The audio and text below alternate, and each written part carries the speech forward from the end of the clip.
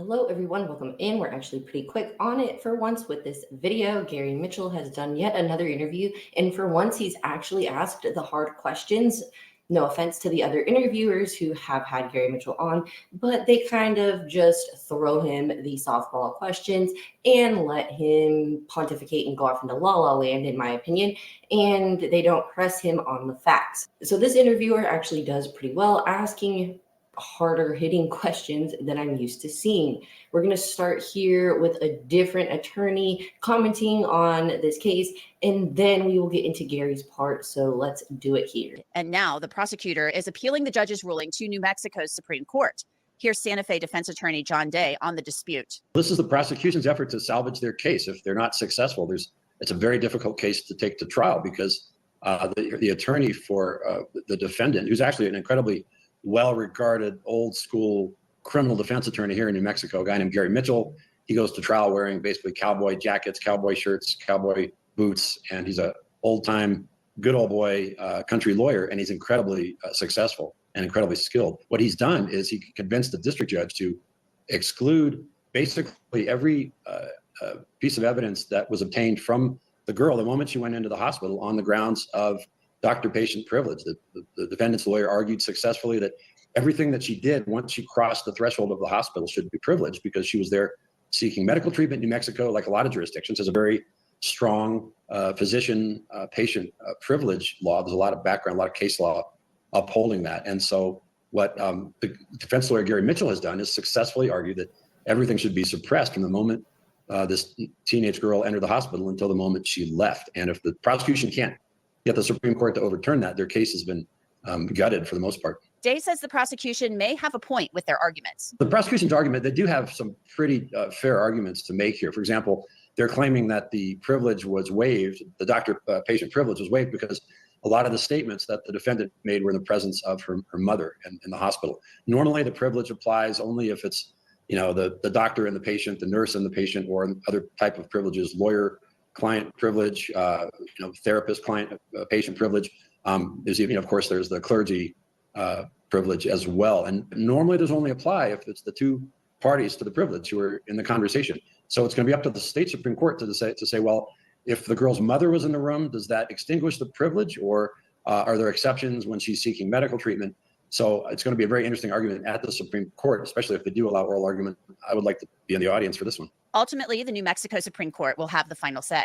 Trevizo maintains the baby, who was later named Alex Fierro, was stillborn at Artesia Hospital, and that she gave birth in the bathroom and then placed the infant in the trash can. There's a separate civil suit pending against the hospital in which Trevizo claims the drugs she was given, including morphine for back pain, caused the baby's death. Trevizo also claimed she didn't know she was pregnant.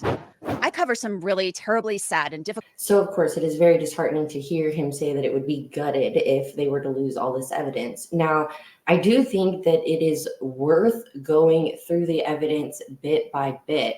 And everyone knows how I feel about this case. What I think is the most fair in this instance is until the alleged crime took place, the statements before that should be privileged.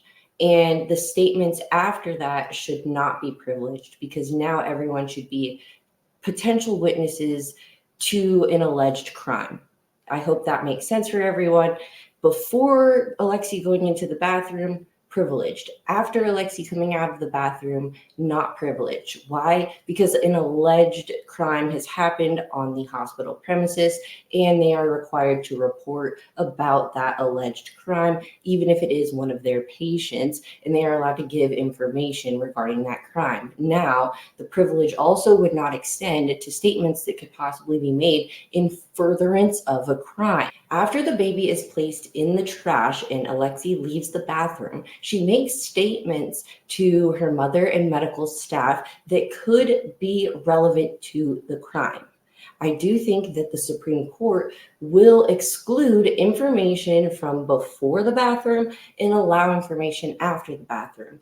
On the issue of Miranda, essentially, the Supreme Court would have to find that the doctor herself magically turned into a police officer, because what Alexee said would either have to be considered privileged or needing Miranda, right? Or she should have been Mirandized as soon as the police walked in. Now, the police were not putting her under arrest in that moment. The police were investigating a crime. Please keep that in mind as we move forward, listening to Gary speak here, because he talks about police being allowed to investigate, and I think he may have put his foot in his mouth. So I'm going to fast forward through this ad, and we're going to get to Gary Bear.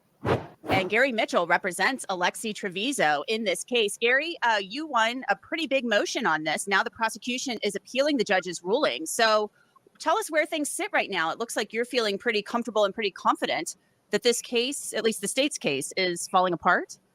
Well, it is. It is because they violated the doctor-patient privilege, and they violated Miranda, which most people are familiar with, trying to talk to somebody without telling them about their constitutional rights.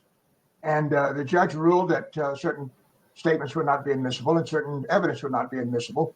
The state has an automatic appeal in the state of New Mexico to our Supreme Court, and they've taken that. The Supreme Court put it on the general calendar. All that means is that we all have to write briefs, which the state's brief is due in February, ours is due in November, and then the state can reply to ours.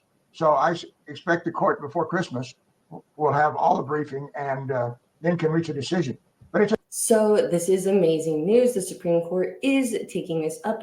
We had pontificated and talked in the comments and in the last video about how we definitely thought that the Supreme Court would take this up for many reasons, just based off the legal research that we did here on this channel. So another win over here. Now the next win that we are hoping for is a very weak argument from the defense, a very strong argument from the state, and a very rational Supreme Court. And when it comes to the facts of the case, hopefully they are presented with everything and they look at everything thoroughly, because I'm going to be making another video here where we dissect the motion hearing and some stuff that was said by Gary Mitchell and some things that we found out in the state's appeal about the evidence offered to the judge when she made this decision. Interesting. So with that being said, hopefully it might be possible that the Supreme Court is going to be looking at a wider range of evidence, let's just say. In my estimation, we can expect trial to move pretty quickly as soon as the Supreme Court makes their decision.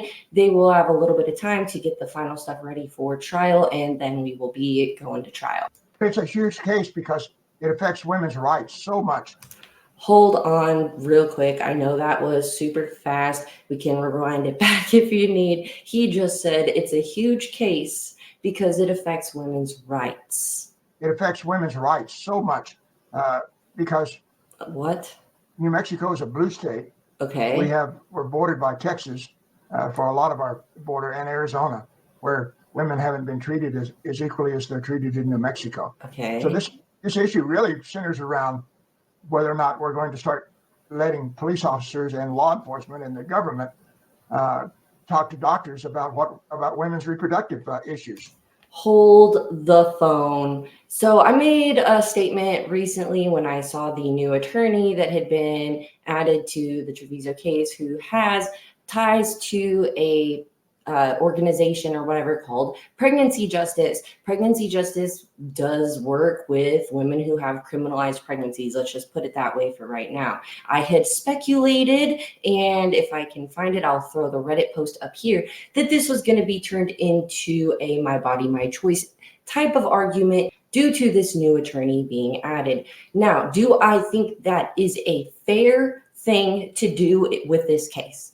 100% I do not think that is fair at all.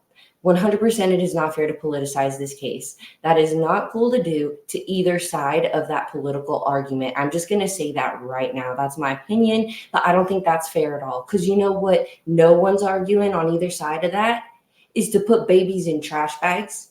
I'm just going to say that right now. No one, pro-life, pro-choice, either side, says, hey, if a full-grown baby comes out of you in a hospital, you don't alert nobody, you can just put it in a bag. Women's rights, my body, my choice.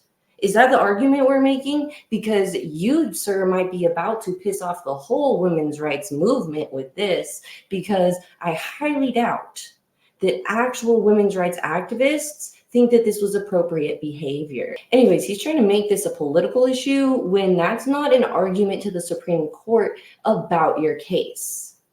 Where is the case law, sir? Where is the case law supporting your arguments? So it doesn't matter whether it's Alexee or whether it's another woman that goes into a hospital or seeks help. If the state is allowed to go in there and find out what kind of help they're getting, that's just flat wrong. Oh, so the state just barged in? The police just barged in and said, pregnant teenage woman, we're going to get her.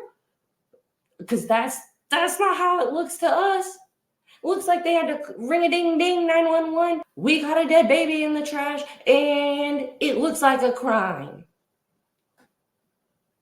That's why the police came. No one cared if Alexee was pregnant, except Alexee, I think.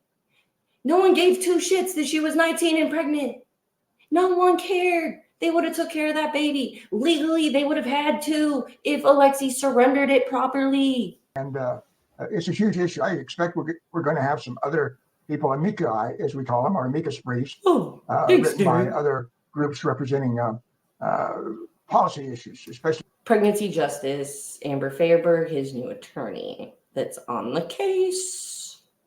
So basically, at least in my opinion, this is how I see it. When you don't have a legal leg to stand on, whine about politics. We're going to have to look up the politics of these, judges on the Supreme Court. Because is this strategic or some shit? Like, what, are they all bleeding heart liberals or what? Like, what's going on here? especially for women. The state maintains that there really wasn't privilege here. I mean, obviously, Alexee is in a hospital bed. She's in a stretcher. She's there with back pain. She's pumped full of medication. But they're saying, her mom was there. So privilege was waived. But obviously, the judge in the case, the judge presiding, didn't buy that argument. What is your response to that? Because this was discussed last summer. I remember covering this motion hearing. And I personally don't even think it's the strongest argument. I know it applies to other types of privilege, but I side with Gary when it's like people be in hospital rooms. Like, it is what it is. Like, I don't think that should be the standard of the privilege. And so it's the weaker argument. The argument that they are now potential witnesses to a crime and that negates the privilege after Alexee comes out of the bathroom is the legal argument. The strong argument is no privilege applies once a possible crime has been committed. They are allowed to speak freely on that. But mom was there. Mom is in shock, obviously, that there was a full-term baby boy, found in a trash can in the hospital. So how does mom, in your view, being present, not waive the privilege there? Well, first of all, mom shouldn't have been there. The doctor should have said, listen, we need. Do you see what he did there? Everyone take a look at that. Did he answer the question? Does it waive the privilege or not? Well, she shouldn't have been there. Okay, but the question's about the privilege, sir. Let's get to that. We need to talk to, she's 19. We need to talk to her alone. And they should have asked, could she excuse herself? And at the hospital that I am affiliated with, we do that. We say, listen, if it's an adult, mom doesn't have a right to be here, neither does dad. So we do that a lot. And that's to protect the privacy of the young person or the privacy of the person. Notice how he said we do that a lot.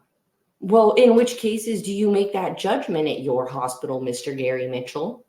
At your hospital, because, he has a hospital, like, that's great. At your hospital, sir, how do they make that judgment? Is there a standard of practice for deciding which adults you're going to tell their parents to skedaddle? Or is it just willy-nilly? Because I don't know. You said you do it for a lot of them. Or do you do it for all of them or a lot of them, sir? Curious about that. I mean, a lot of us don't. It doesn't matter how much we love our parents or love our spouse or whatever. There's some things that we wish to keep very confidential with a doctor. And the doctor shouldn't have allowed it to begin with. And then this didn't come about because the mom was there. This came about because a doctor decided she was going to insist that police officers be there. And insist that police officers be there. Let's keep going. Just notice how he words everything. She was going to talk to them and violate the privilege to begin with. So it had nothing to do with mom at the very beginning. It had to do with medical personnel violating the privilege, inviting police officers in, and then police officers deciding, well, we're just going to make an arrest here, and we're going to tell her that she's detained so she's not free to go. And that's the way we're going to handle this. It was messed up all the way around. Okay, interesting. So let's think about other possible crimes.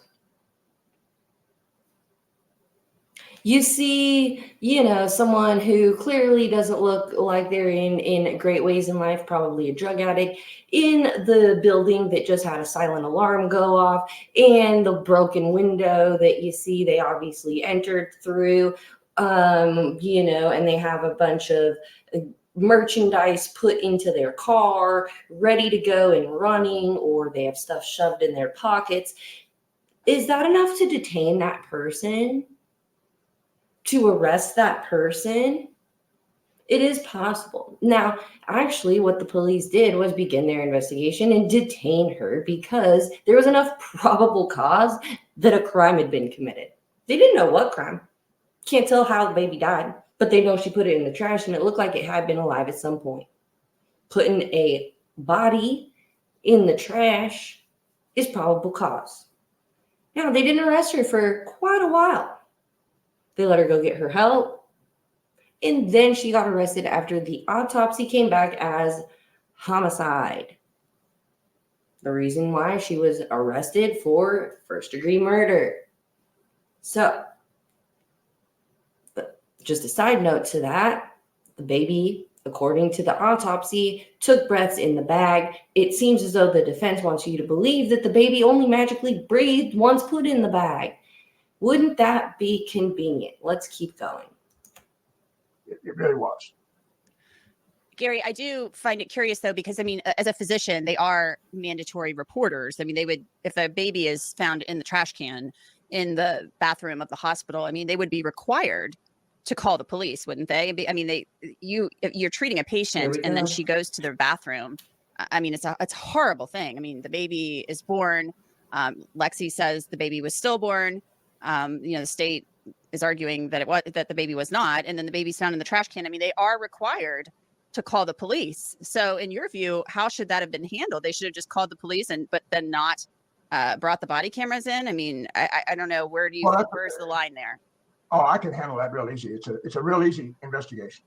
You call the police, you report that you had a child born, a baby born, that the child is not alive.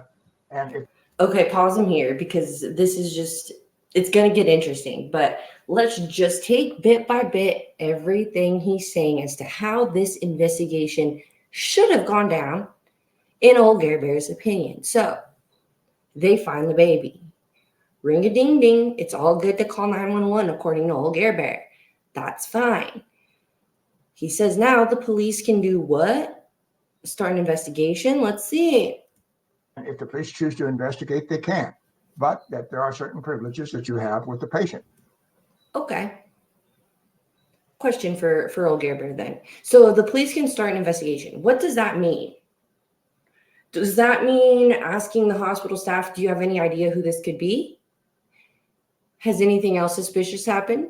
Did anyone leave a bloody going to their room? Did anyone come back with a positive pregnancy? What does an investigation entail at this point then? Do they get to get pointed in the direction of a suspect? Or does the hospital shield off the police there, stop them and say, no. We might know exactly who did this. We know who put this baby in the trash, but we can't tell you that. Why? Why is that medically privileged? That doesn't make sense. It has nothing to do with Alexee's care. It has to do with, this lady went into the bathroom and this lady came out. No one else went into the bathroom and then the baby was found. Period. So with that being the case, what investigative questions get to get answered and which ones don't? Because a crime was potentially committed on their premises, which is specifically outlined in the law as an exception to the privilege he's claiming. So I am just saying, where does the investigation start and where does it stop according to old Gare Bear? Because guess what? It's darn sure not going to matter where it matters to him. It's going to matter where that investigation starts and stops to the Supreme Court. My own personal opinion is that it starts and stops as soon as Alexee enters the bathroom. That's just my opinion.